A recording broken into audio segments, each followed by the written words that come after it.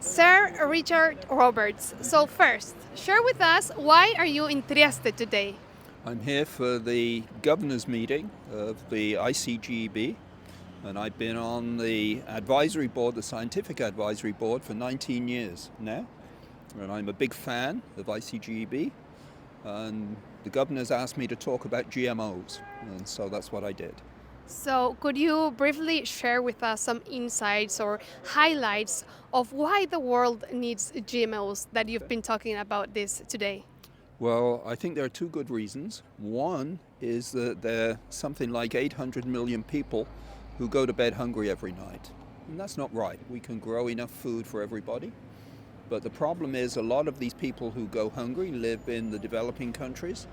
They really don't have access to the very best crops that they could grow.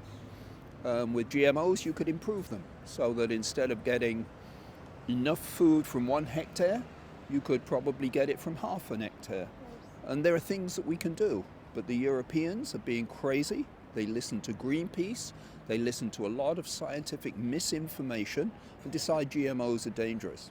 And they're not. They're absolutely not. But Europe doesn't need them. And so for them, it doesn't matter. They should really worry about the rest of the world. I think the position that is taken in Europe at the moment on GMOs is immoral. They're killing people. How do they justify that? I don't know how they justify it.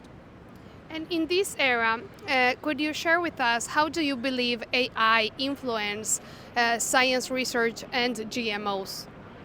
Oh, well, there are two different things there. So AI can be very helpful for scientific research, but only if it trained on really accurate factual information.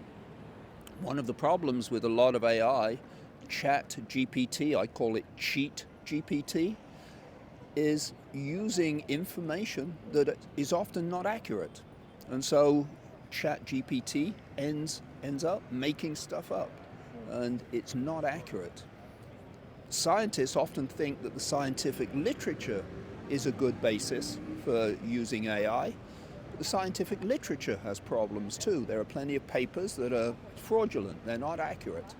And so we need to really go through the scientific literature, weed out all of the rubbish, and then use that to train AI, and then that was going to make a huge difference for scientific research.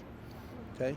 For GMOs, it's rather what's happened is that these social media programs use AI so that if you say you like something, you get more of it all the time, just more and more and more. You never hear the other side. You never hear why what you heard to start off with may be wrong. Sure. And most people have been now so inured to this whole area because of Greenpeace and the anti-GMO movement.